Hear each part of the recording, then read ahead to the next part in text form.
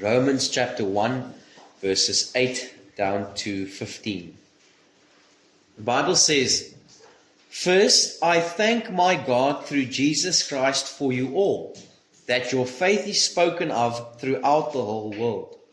For God is my witness, whom I serve with my spirit in the gospel of his Son, that without ceasing I make mention of you always in my prayers, making request, if by any means now at length I might have a prosperous journey by the will of God to come unto you. For I long to see you, that I may impart unto you some spiritual gift, to the end ye may be established. That is, that I may be comforted together with you by the mutual faith both of you and of me. Now, I would not have you ignorant, brethren, that oftentimes I purposed to come unto you, but was led hitherto, that I might have some fruit among you also, even as among other Gentiles. I am a debtor, both to the Greeks and to the barbarians, both to the wise and to the unwise. So as much as in me is, I am ready to preach the gospel to you that are at Rome also." And just for context sake, let's read 16 and 17. "For I am not ashamed of the gospel of Christ, for it is the power of God unto salvation to everyone that believeth, to the Jew first and also to the Greek. For therein is the righteousness of God revealed from faith to faith, as it is written, the just shall live by faith." Let's pray. Heavenly Father, Lord, I pray that you would please guide my speech, Lord. I pray that you would open hearts. I pray, Lord, that you would do a work beyond what man can do, Lord. Lord, with the blade of the Holy Spirit, Lord, you cut open hearts and you circumcise, Lord. And that circumcision, Lord, is made without the hands of man. And Lord, I pray that you would do that this morning. I pray, Lord, that you would, Lord, do a work that is unseen to man, Lord, but that is in the hidden parts of the men and women that are here. And Lord, I pray, I don't deserve this, but Lord, I pray that you would use me as the vessel to just speak forth what your word has said. I pray this in Jesus' name. Amen. This morning, I want to give you a little bit of context just before we delve into the message. But if you want a title for this message is A True Spiritual Servant. What does a true spiritual servant look like? But let me give you a bit of a background. Often when we look at this passage, then we want to rush to first Romans 1 verses 16, right? Where it says, "For I'm not ashamed of the gospel of Christ." It's a powerful portion in the scripture. In Romans 1, I believe that's one of the most powerful statements that has ever been made in the Bible even. "For I am not ashamed of the gospel of Christ, for it is the power of God unto salvation, to everyone that believes, the Jew first and to the Greek." Wonderful verse. Memorize it in your heart. But I want to show you this morning the build up to that verse, that you can have a better understanding of the one that said it, the heart behind the one that said it, the true spiritual servant that said these words, and that could truly say these words with confidence and boldness and with a clear conscience when he said it, because this is something that he lived for. This is what his life was about before he even said these words. And so I want to show you that this morning. And for context's sake, it's important to know that this is written around 57 after Christ. And this is on Paul's third missionary journey. And he's heading towards Jerusalem, and he's warned repeatedly that he's going to be in bonds. Now in Acts chapter 20 verses 22 down to 24, very soon a brother sent me a message and he said he wants to start a ministry where he will put these verses on the screen. And I look forward to that. But until then, try and turn there quickly. But Acts chapter 20 verses 22 says, "And now behold, I go bound in the Spirit unto Jerusalem, not knowing the things that will befall me there, save that the Holy Ghost witnesses in every city, saying that bonds and afflictions abide me. But none of these things move me, neither count I my life dear unto myself, so that I might finish my course with joy, and the ministry which I have received of the Lord Jesus, to testify the gospel of the grace of God. So Paul, by the Holy Spirit and by men moved by the Holy Spirit, is being warned and is being told that you are going to go to Jerusalem, you're going to be bound. And Paul, not knowing that he might lose his life there, he's saying that I am ready to be bound. I don't count my life dear unto myself. At one point he said, I'm ready to die in Jerusalem. And so this is a man that is his focus is completely different. For him to be able to write something like, I thank God for your faith that is spoken throughout the world, it shows us that this is someone whose perspective, whose outlook on life is completely different from your average person. It shouldn't be different from any other Christian. As Christians, we must desire to have the same desire as Paul. Paul wasn't a superhuman that we look at and say, look, I'll never be like Paul. I can maybe just have drops of what he did. He was a normal human being. He yielded to the Lord. And so he was not focused on his circumstances at this point. He was writing a letter. Even in this letter that he's saying to them, I'm thanking God for what he's going to do through you. But all the while also knowing that the journey that I'm on this moment could cost me my life. But he says, I don't count my life dear unto myself. I'm ready to go. I want to finish my course with joy. And so what dominates his heart at this moment is gratitude and worship and affection and obligation and eagerness. These are the things that dominate his heart. All the while knowing he might be killed. All the while knowing that there's been many opportunities where he almost was killed. And so this is maybe not the mindset that we have today, right? It's if I've just witnessed several occasions where I almost died and I'm going to a situation where I might die and that might just over-occupy my mind. But that's not that doesn't over-occupy Paul's mind. He says, I don't count my life dear unto myself. These are not the things that move me.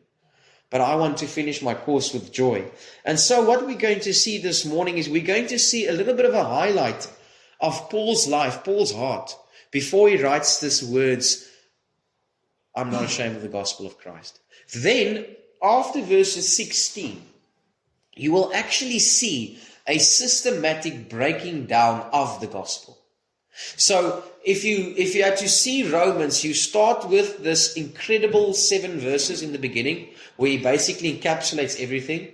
He then gives them a little bit of a heart behind who he is and what he feels towards this church that he's not established or started himself. He's got this deep longing for people that he's not necessarily started himself. So it is as if a pastor that has not started Grace, that does not necessarily know everyone, sends a letter to you and you sense this deep longing and love towards you. And you will almost think, wow, where did this person get this deep love for us? You know, it must be something that comes from God, not from us, because he's not truly even met every one of us, right? And so Paul is giving us a little bit of his heart this morning of what it looks like to be a true spiritual servant.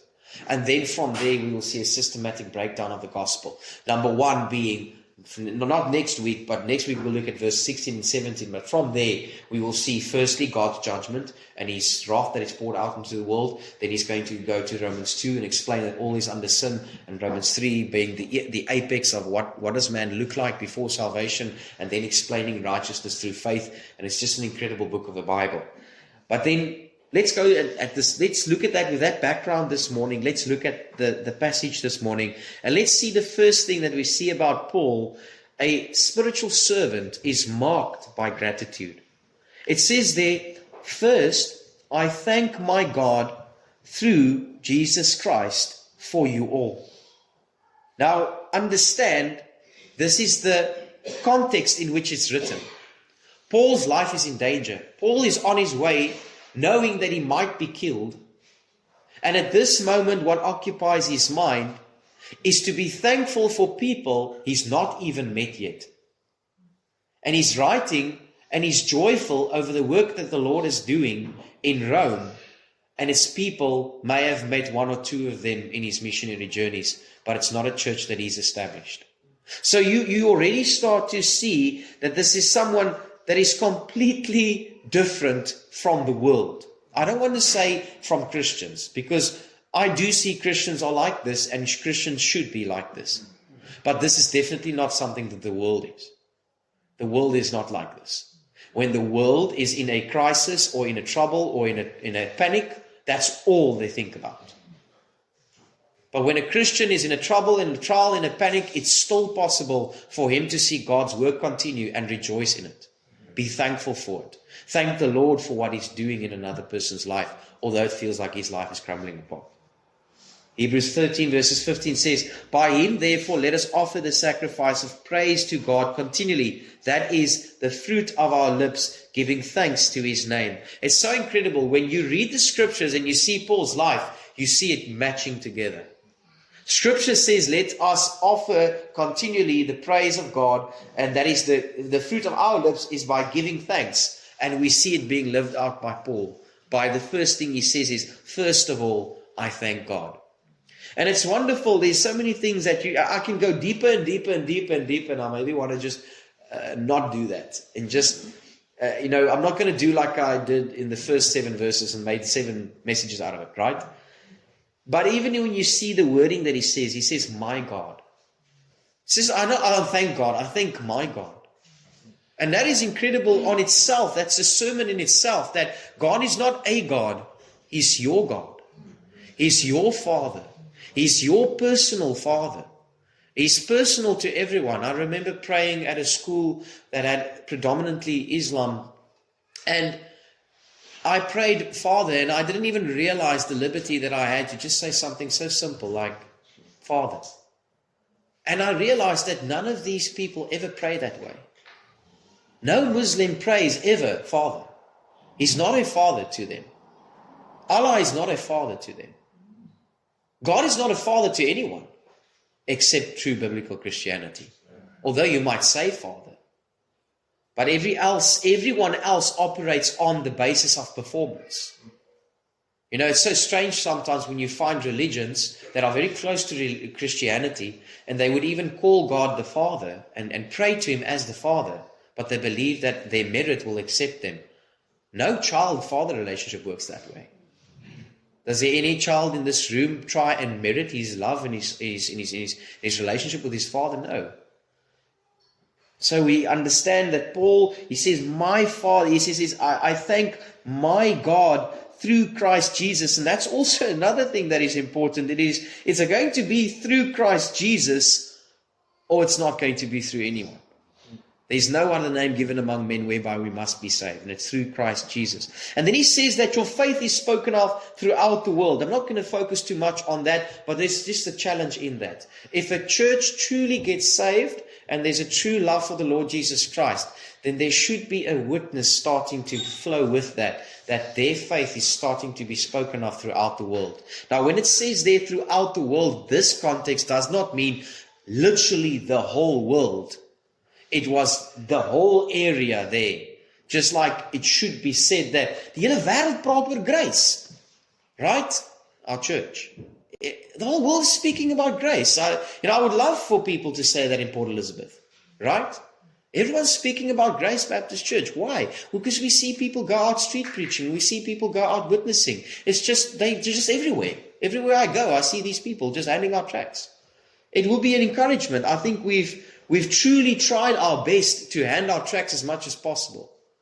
I hope and pray that Grace Baptist Church at this moment has handed out more tracts in Port Elizabeth than any other church. Not that it's at all a competition. If any other church would hand out true gospel preaching tracts, I would be happy.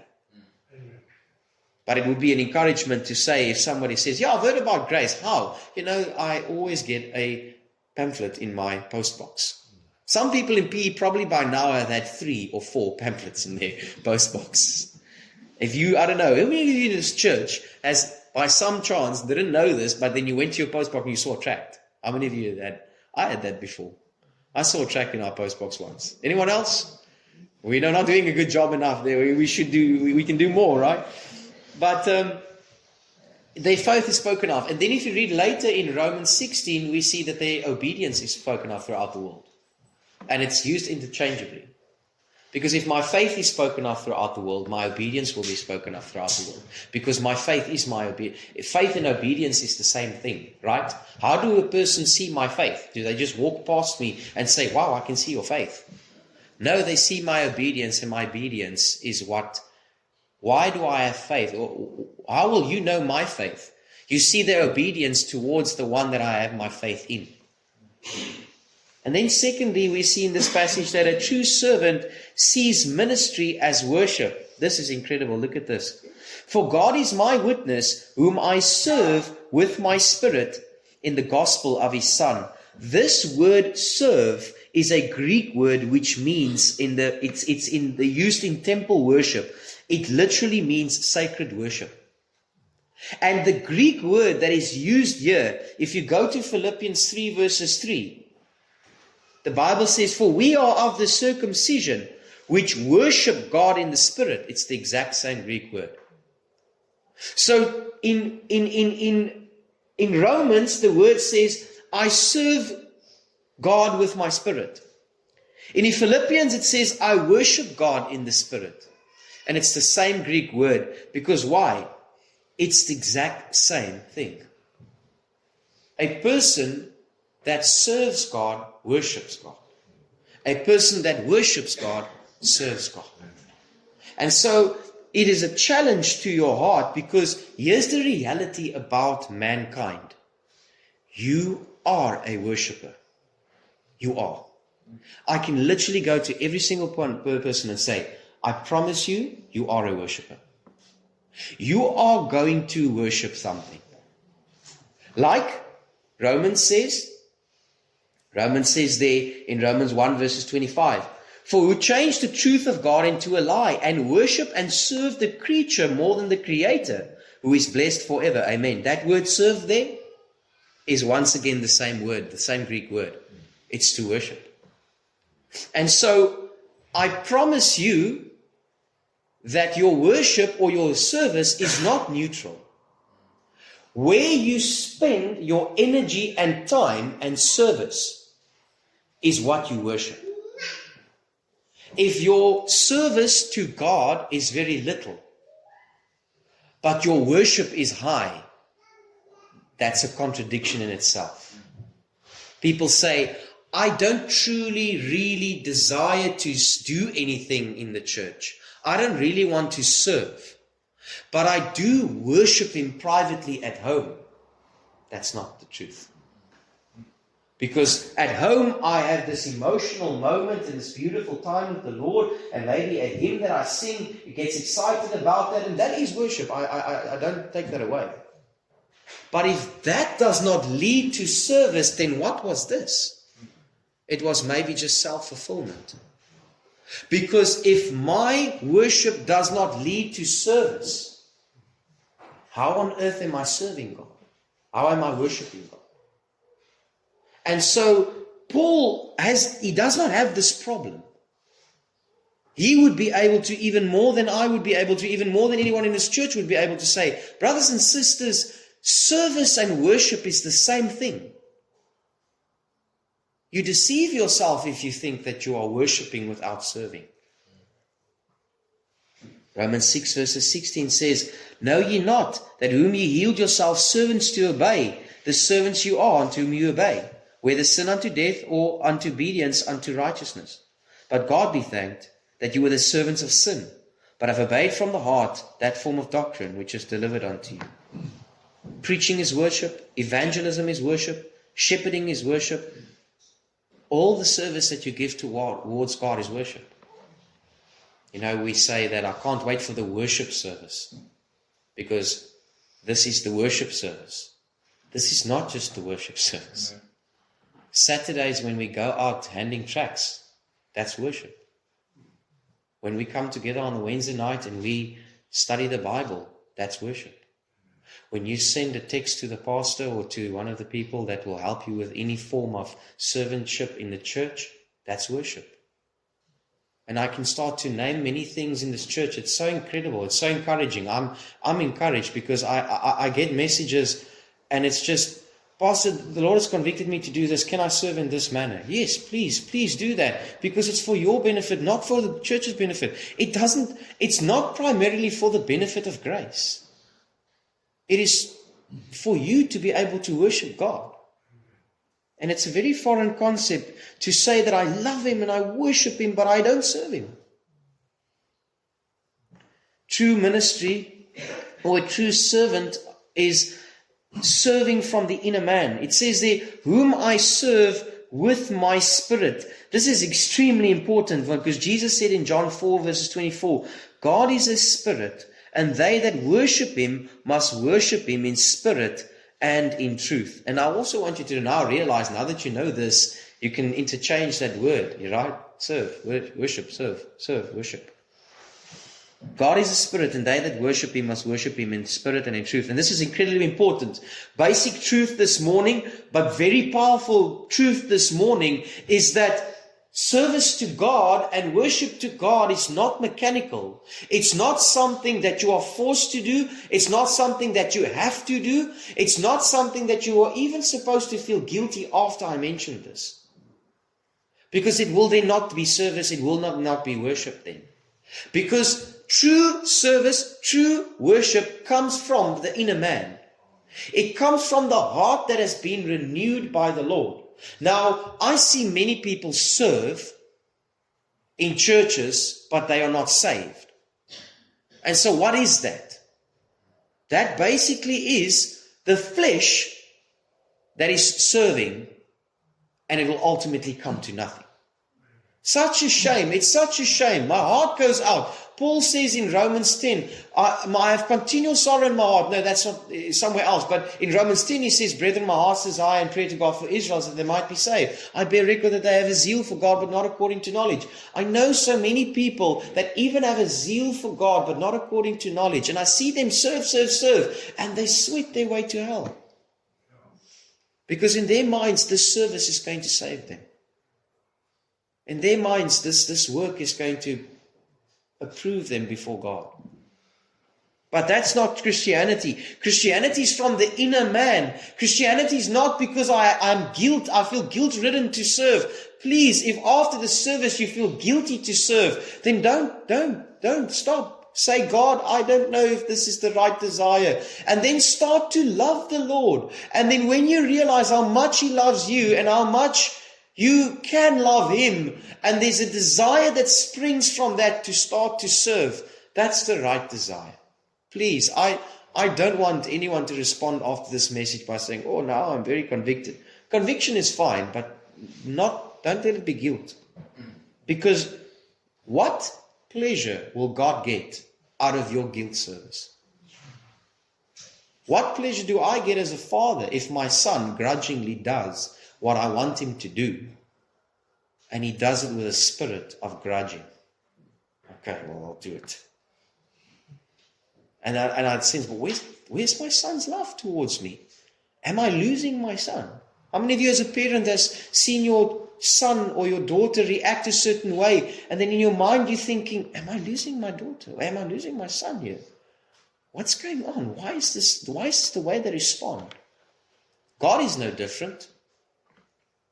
He desires those to worship Him in spirit and in truth. True servanthood submits to the will of God. He says, making request that I might have a prosperous journey by the will of God to come unto you. Paul plans, he desires, but ultimately he yields. James 4 verses 15. And look at how incredible this is. Do you see how Paul's life and the scriptures match up? What he says, what he lives, is what the scripture says. In James 4:15 it says, for you ought to say, if the Lord will, we shall do this and do that. And that's Paul's desire. Paul is saying that I would love to have a prosperous journey to come unto you by the will of God. Here's just a 5 cents, take it or leave it. But your life will radically change when you start to make decisions when you first seek God, and if it is His will. Sometimes, and if you've done this before, please don't think that I know this and that's why I'm saying this, and don't be angry at me. But people make decisions like, oh, this looks like a good position. Let's go there and let's move there and let's take our whole family there. And then once I'm there, I sit down and I say, okay, so where's the church? Let's get this sorted. No. Lord, is it your will for me to go here? Beyond this good offer that's been given to me, is there a home for me where I'm going? Do you want me there? Will I be able to worship you in a local assembly there? What is your desire? What is your will? I don't understand how it can be possible that we can make our own decisions and then God needs to fix it and tag along. Right? I think that's probably offended many people, because I know it offended me when I heard it. I wouldn't say offend, it convicted. It's like, wow, I need to make sure the decisions I make ultimately is because God wants me to make these decisions. It's not because this is the best option for me, and then I hope God is behind this option. God wants us to seek His will in what we do and what we decide. True servantship has a deep spiritual affection. It says there, for I long to see you. This word, this Greek word, is to have an intense yearning. It's also used in Philippians 1 verses 8. For God is my record, how greatly I long after you in the bowels of Jesus Christ. Now, ministry is not cold, it's not detached, it's deeply affectionate. When the Bible says in the bowels of Jesus Christ, it points to your stomach. Now, let me ask you this.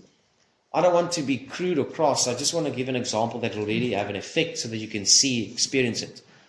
I want you to think about the most awful thing that has happened to you in your life. I won't be surprised if you had a turn in your stomach. Why? Because that's how God designed you. You feel in your stomach the emotion of a thought that gets triggered by a neuron and triggered by a chemical that is sent off in your body, and then it affects your stomach, right? How many of you, when you get bad news, suddenly your stomach turns, right? Paul is in the ministry. Jesus Christ also, when he saw the multitudes, he says his bowels of compassion. This is a person that is invested in ministry. This is a person that when something happens in the church, his stomach turns. Good, sometimes bad. You get excited. You truly get excited when somebody gets saved and their lives truly change. But the opposite is also true. When there's a problem in the church or when there's a division in the church, your stomach turns. Oh God, I don't want this to happen.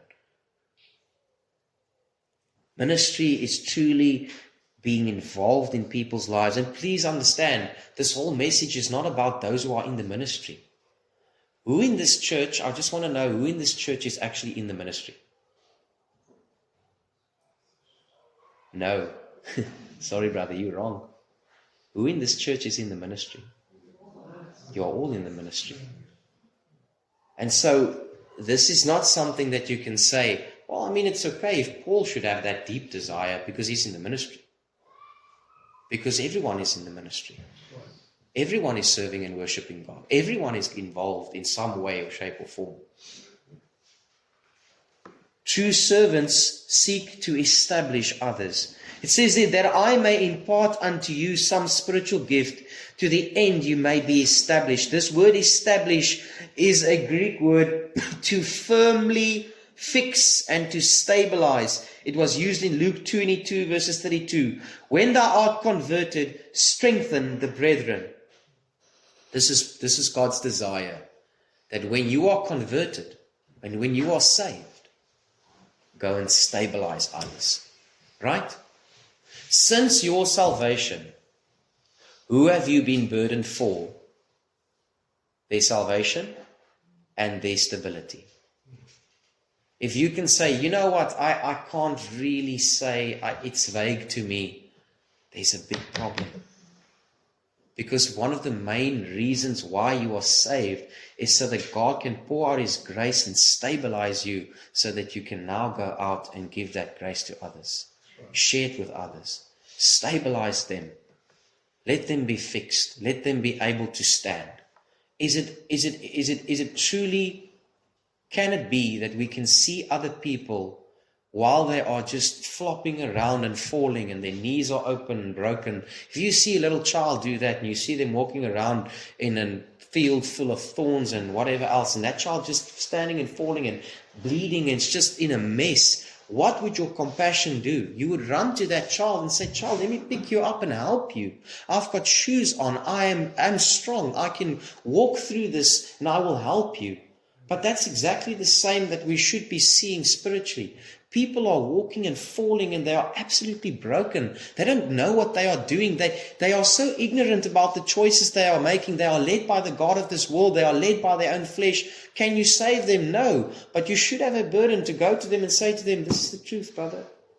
But then also with Christianity, because this is not primarily speaking about those that are lost. Paul's speaking to people that are saved and he wants them to be established. This should be the desire of your service. Your service, if it is worship, right, is also not just serving so that you can appease your conscience. True worship, true service is to serve so that others might strengthen and grow in their faith. So here's a question for you this morning, and it's the same question I asked myself. At this moment currently, just to practically try and make this a practical sermon, who at this moment in the church are you praying that they might be established, that they might be strengthened? And how are you practically going about to do that? Are you sending them sermons? Are you sending them encouragements? Do you pray for them? Do you send messages that you are praying for them? Do you see them weekly for coffee? How are you doing that? Because if Christianity is a pie in the sky idea and we listen to sermons on a Sunday and then that's it, that's not Christianity. God says, look, it's my word is perfect and it's true, and I'm glad that we came together to hear it. But if it's not obeyed, if it's not practiced, then what are we doing? You know what I'm saying? And so it's a case of, is there someone that you want to establish? Maybe it's someone outside of this church. Maybe you're deeply burdened for a brother, a sister, a mother, a father, and you are praying for them. A true servant is humble enough to be encouraged. That is, that I may be comforted together with you by the mutual faith, both of you and of me. The Apostle Paul is saying, I need you. There's a mutual strengthening. Spiritual pride isolates a person, but true spirituality welcomes fellowship. Shepherds and ministers need strengthening and encouragement. I cannot live my Christian life apart from you. I don't want Jock and Leah and Anay and Kaylee to only have me as an example. I need the fathers in this church to speak into my son's life. I don't want my son to turn out just like me. Who of you in this room as a father would say, I don't mind if my son turns out exactly like me? But how will they turn out different? Because they come to church, they see another spiritual man, they see another spiritual man making decisions that his father probably is not making. And then he starts to navigate and say, look, my father's got some failures, but that's a good example there, and I want to follow that also. You know, this is a collective thing here. We are in this together, right? We are a family. I need your encouragement. I can say this. I truly mean this. I believe that the church has done me a great favor by giving me feedback recently, and I felt like I became very angry and bitter in my preaching. And I took to heart people that spoke to me about that. And I realized, Lord, I need a fresh outpouring of your love so that I can share that with the church, and so that Christianity doesn't become bitter and angry. And I'm sorry. I apologize to the church if that is how it came across. Because I think I saw it in my own heart. I also know of my background that all I've ever heard was love, love, love, love, love, love, love, love, love, love, love, love, love, love, love, love, love, love. That's all I ever heard in the church, ever. And so when I started preaching, it was like guns blazing. There's another side of God, But that's also not right. That doesn't mean God is not love. I was so excited by the feedback last week when the people spoke about Romans and how it encouraged them, how they needed to hear God loves them. And I took to heart when people responded that way. I said, why are people so strongly responding that they were so encouraged by God's love? Maybe, Stefan, you are not accurately presenting God. Because there's a need for love.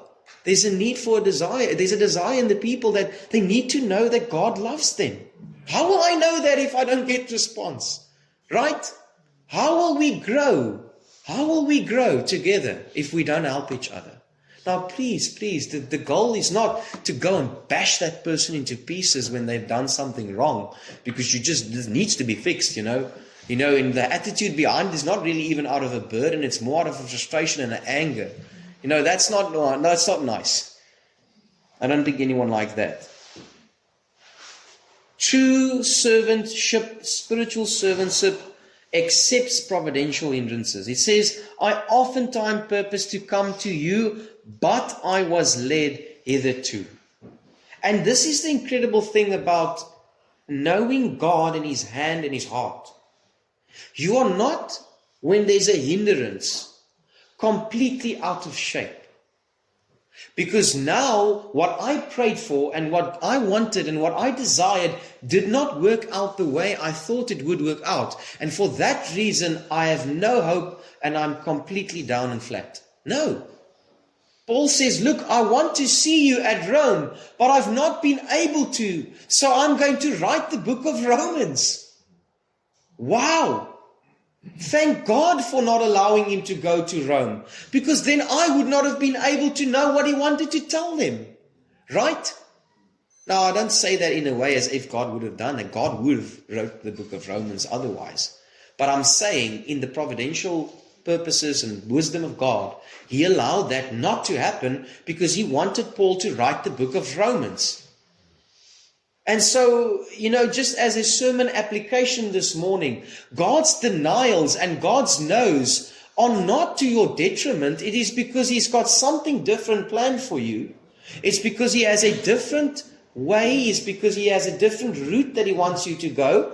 And by the way, that different route is not like Stephen Furtick would say, is God says no because He's got something bigger planned for you and more expensive. No. He has something bigger and more expensive spiritually. The weight of what He wants for you is far greater than the weight of the response of what would have happened if He gave it what He wanted you to give. But now it will be deeper. And the spiritual weight of Paul's letter is much deeper than maybe having visited Rome and I wouldn't have known what he said to them. A true servant feels a gospel obligation. He says, I am a debtor both to the Greeks and to the barbarians, both to the wise and the unwise. This word debtor is to be a morally obligated. And why does he say, here's an example of his obligation in 1 Corinthians 9:16. For though I preach the gospel, I have nothing to glory of, for necessity is laid upon me. Yea, woe is me, if I preach not the gospel. I think sometimes in the ministry you think to yourself, should I sometimes these evil thoughts come into your heart. Am I really called? Is there not maybe someone better that could occupy the pulpit? Should I go back into work? And then the thought comes into my mind, but what can I do other than preach the gospel? I have a degree, but I am not saying what can I do, literally do. What can I spiritually do except preach the gospel?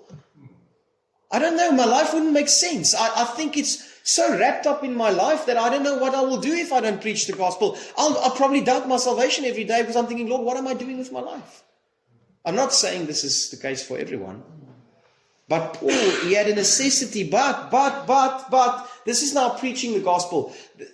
For everyone, there should be a burden to feel a debt towards others. And why did he use the words to the Greeks and to the barbarians, to the wise and to the unwise. This is the cultural background. In Rome and the Greek culture would have then saw it this way. If you were educated, if you had schooling, if you had the language of Greek, and that was your life, and you were part of the elite in Rome, then you would have been seen as a Greek.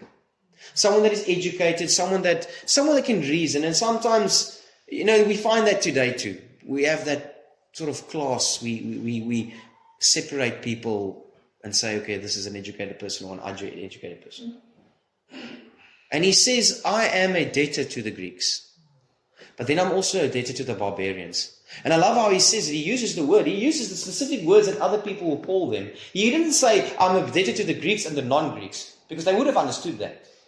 No, he uses the direct words that they use, the barbarians. Barbar, that's where it comes from. Their language sounds just... They don't speak our language. They do not have our culture. They don't have our wisdom. They don't have our teachings. They're just barbarians. And Paul says, I am a debtor to the Greeks and to the barbarians. To the wise, which will be the Greeks, and to the unwise, which will be the barbarians. I have the same moral obligation towards everyone that I meet, whether they are rich or whether they are poor, whether they are educated or whether they are uneducated. The same gospel saves everyone. He owes a moral obligation, because why? Once again, it should not be out of a guilt. God loved me that he gave himself for me. And from the day he saved me, I've failed him multiple times, but he's never failed me. How can I not share that with others? A true servant is eager to proclaim. So as much as in me, I'm ready to preach the gospel to you that are at Rome also. Rome was dangerous, it was powerful, it was intellectually proud, yet he was eager to go. This word eager, or as much as in me, is a full exertion. I am with all my being. It's a forward-leaning eagerness. I'm ready. This is, when you lean forward because you want to see what that person is WhatsApping someone else? When you are a jealous husband or a jealous boyfriend? I don't, lief ek doen nie dit nie, maar when you are like very eager, and if you find something, you're going to really respond, right? Paul is saying, no, look, I don't really have a desire to see what my girlfriend is WhatsApping someone else. You know what gets me excited? You know what gets me on my toes? You know what I want to look forward to? I want to preach the gospel. That gets me excited.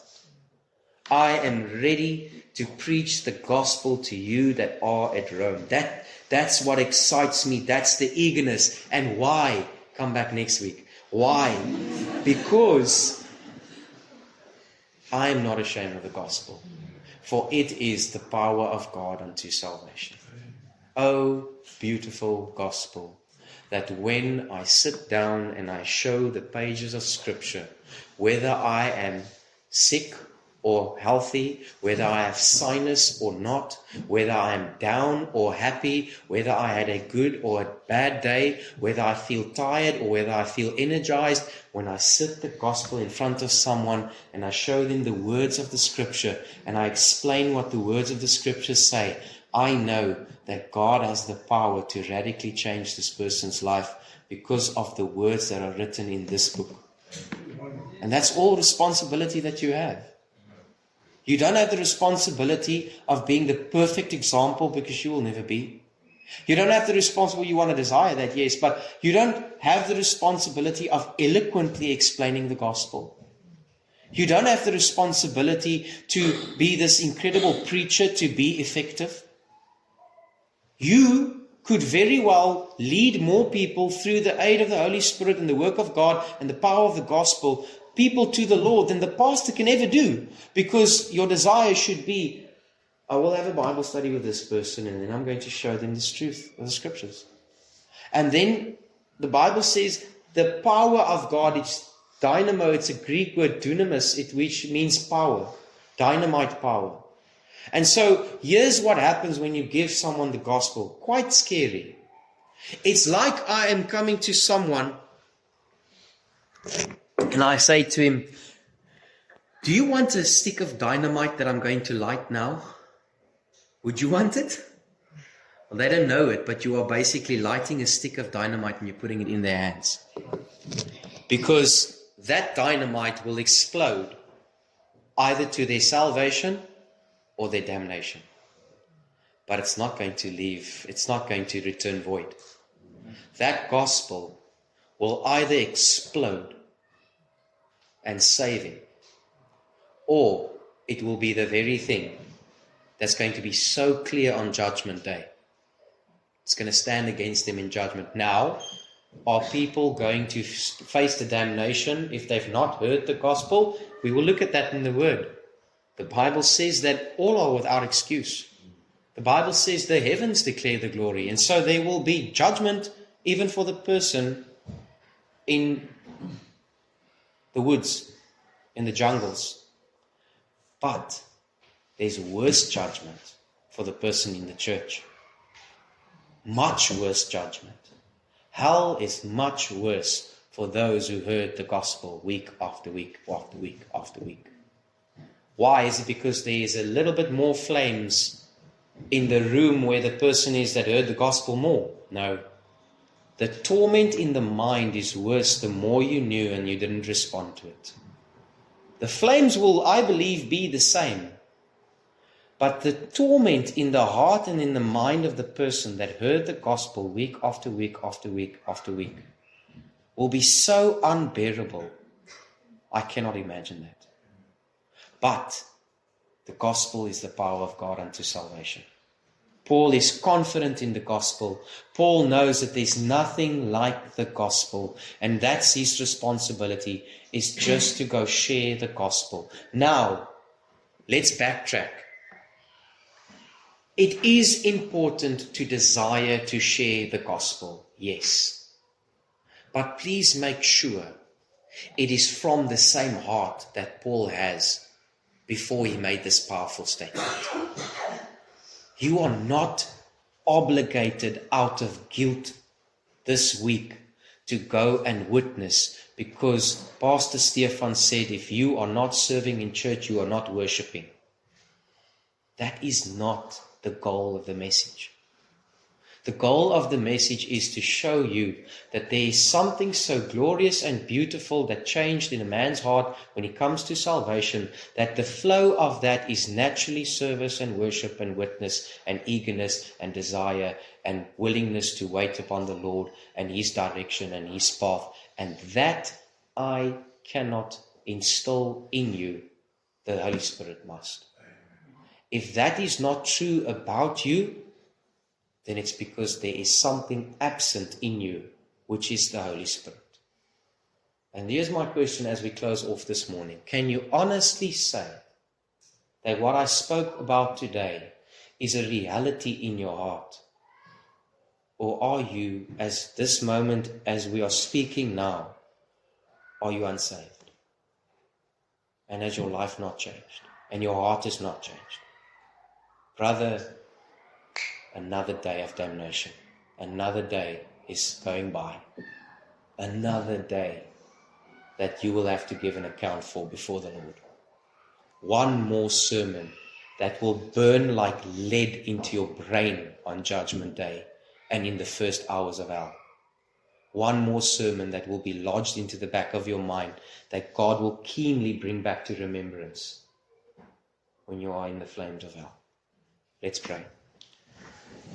Heavenly Father, we love you, Lord, and we thank you for this morning. Lord, I thank you for each and every one that is here. Lord, and I pray if there's someone here this morning that doesn't know you, Lord, I pray that they would fall before you, Lord, in repentance and faith. I pray, Lord, that your Spirit would use the gospel to convict them of sin and righteousness and judgment, Lord, and that they would truly call upon you to be saved and believe the gospel of grace. Lord, I pray for each and every one that's here this morning, Lord. Maybe there's a discouragement and maybe there's a disheartenment and maybe there's a focus on others and maybe, Lord, there's someone that has missed or shifted their focus and their desire and their reason for service. Lord, I pray that you would through the words of the scripture this morning, give them a true desire for service. Help them to realize, Lord, that service is worship, Lord. It's not something that is done grudgingly, Lord. It's not something out of necessity, Lord, that must be done, but it is something that is done because we love you, because we want to worship you, because you deserve it, Lord. Lord, our obedience, our faithfulness, our commitment, Lord, is because of your faithfulness, your commitment, and your obedience first. And so, Lord, I pray that if there's any guilt, if there's any reason why we do things, Lord, out of any other reason, Lord, may the fires of your holiness, Lord, purify that. And let it come forth as gold, true service that is acceptable before you because of hearts that are changed by the love of God and by the grace of God. I pray this in Jesus' name. Amen. Please visit us at 10 Van Plettenberg Street, or call us on 060 970 6744. May the Lord lift up his countenance upon you and give you peace.